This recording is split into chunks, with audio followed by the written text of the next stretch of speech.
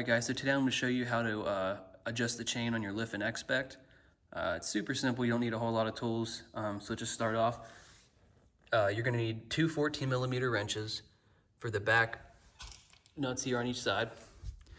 You're going to need a 21mm wrench for this bolt on this side, 18mm for the one on this side, and then I'm using a feeler gauge. I'm going to show you how I make sure the wheel is perfectly straight.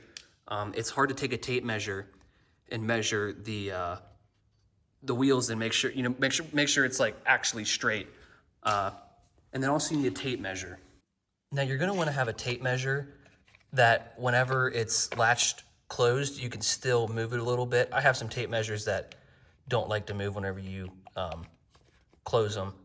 And I'm gonna show you why that's important. This will make it a lot easier. All right, so we get the bolts off. I'm not actually even quite sure if this really needs a chain adjustment. Okay, yeah, it does. It does need a chain adjustment. I'm glad I'm doing this. I was just doing this for the sake of showing people, but it looks like it actually does need it. So we'll go ahead. This doesn't have to be crazy loose, but like that's a little much. You still want this thing not to move around like that, so. And then we're gonna break this first back bolt here. So, all right, my bad, they're 13. I'm thinking of my Kawasaki, that one's 14. I just did the chain on it yesterday.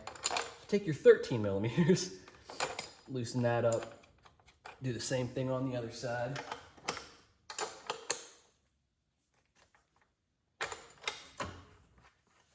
And I just like to back them off a little bit. You want to do it so loose to where this starts moving around a bunch, but just enough. Okay, so OEM, Lifan, they say that the chain tension needs to be 10 to 20mm.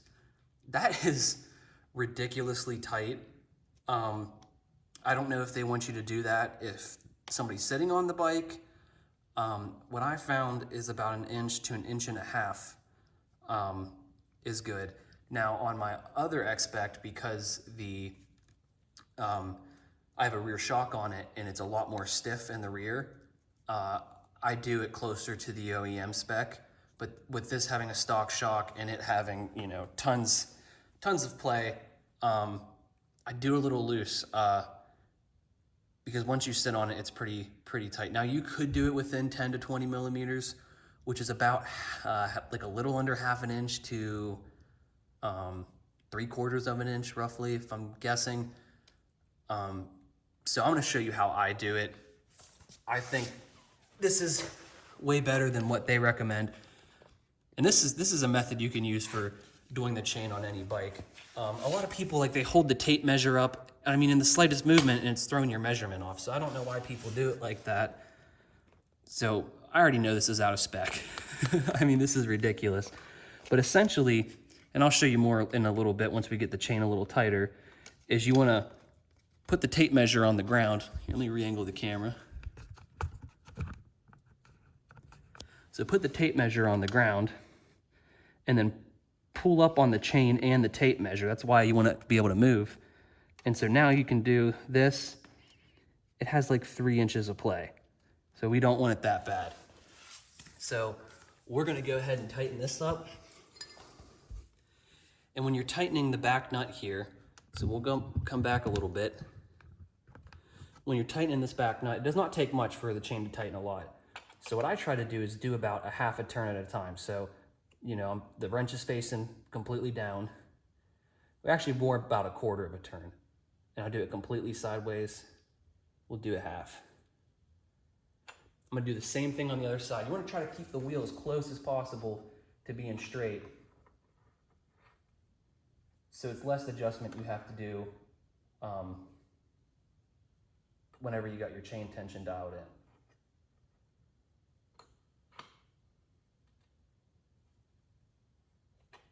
So check that. Obviously ridiculously loose. I'm actually going to do a whole turn on this side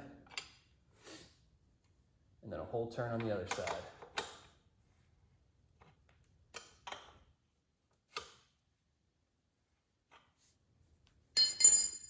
Check that. Still crazy loose. It could probably use another whole rotation before we're even close.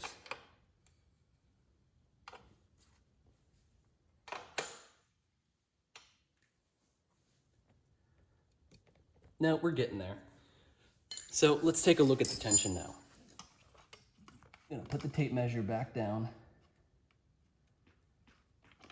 And see, what you can do is, if you want to know where to measure it at, I'm just kind of eyeballing it, but for the sake of the video, I'll do it a little bit more proper, is you want to measure from about where the sprocket, center cap sit, like the center of the sprocket, front sprocket, to the rear, which is about 24 inches, 2 feet. So we can say that 12 foot's about right here. So I'm just gonna mark up the dirt right there. That's about the center of the chain. That's about where you want to measure it. Now, some bikes will tell you differently. They'll tell you exactly where to measure it. My CF Moto was like, I want to say like closer to the back, but I don't think Lifan specifies where exactly to measure it. So I'm just going to do the middle, and we're just going to go ahead, push this all the way up, do that. That's about 1.5 inches. I really would rather, this is a stock chain, so I know it's going to get loose pretty quick. So I'd rather have it a little bit tighter. So I'm gonna leave the tape measure like that because that measurement's gonna be good on that tape measure. And pretty much what we can do now is get the tape measure in place, get the wrench back on the back here, and then push down on the chain.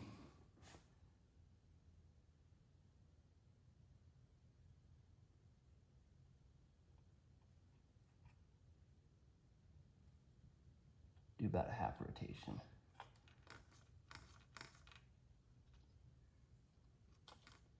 It's about 1.5 inches. So I'm gonna go ahead and do another half rotation on the other side. Like I said, if you really stay on top of just doing both sides at the same time, it's gonna save you from having to do a lot more adjustment, you know, once you're done adjusting the chain. So I'm gonna do about 1/4 of a turn and see where we're at. You can always hit the rear wheel too. What other guys do is if the bike's on a stand, you can put the chain here, roll the wheel forward, and with the wrench being in the chain and you roll the wheel forward, it actually pulls the wheel to the front of the bike, puts tension on these rear studs here. So we'll take a look again. That's more like it actually, yeah. So we'll leave it there. Okay, and this is where a feeler gauge becomes handy. Because if you try to do like right here, I mean, sure, you can measure it like that. I don't like doing it like that. This is much easier. Just to get a little feeler gauge. This one's a little, well, it's seen better days, but so we'll turn it on, make sure it's fully closed, zero it out, and then open it up. And so that is about 11.6. So you can see it's actually touching off the nut here. Try to get a better measurement. 11.97. Honestly, if we can get that other side to 12, that'll be plenty close enough. So let's see how good I did on the other side. Try to get a better view here. Sorry, the camera work's not great on this. I'm gonna go ahead and zero it out. 13. So I was only 1 millimeter off. So I'm gonna go ahead and tighten the nut while I keep this on there. And so as the measurement goes down to 12, then I know I'm in a good spot. I'm not gonna record that, it's gonna be a little tricky too. So let me get this taken care of real fast. Okay, so I was actually able to get the other side to 11.98. So that is like down to the 10th of a millimeter accurate. So that's why this method is awesome. And really, I mean, every bike I've owned, this method can work. It's so much better than using the tape measure. Of course, I mean, if you're off a little bit, it's not the end of the world. But I mean, I think that method's easier than using a tape measure, and it's pretty much damn near perfect, so why not? So that's pretty much it. You know, like I said, you can use the stock chain specs if you'd like. You can try. Of course, the 10 to 20 millimeter is based off of somebody sitting on the bike, there being tension on the chain. So it's up to you.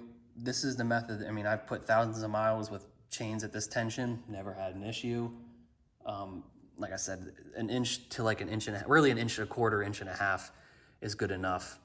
And then I put a little less tension on it, or a little more tension on it if the bike has an aftermarket shock.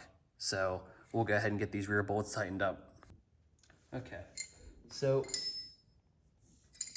got to be a little careful doing this, because you can turn it a little bit and throw off your adjustment. Obviously, it's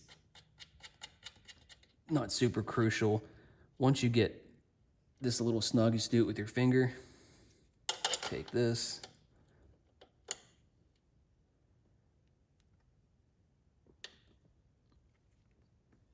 I mean, if you move it like a hair, it's not the end of the world, but that's pretty much how you tighten that. I'm gonna do the other side and then get the axle nut tightened up. I'll put torque specs to everything in the description. I just tighten it down by hand. But if you want to do it by the book, nothing wrong with that. I'll go ahead and put all that information in the description. But pretty much other than that, that's all I got for you. Thanks for watching. And as always, if you need help, feel free to ask in the comments.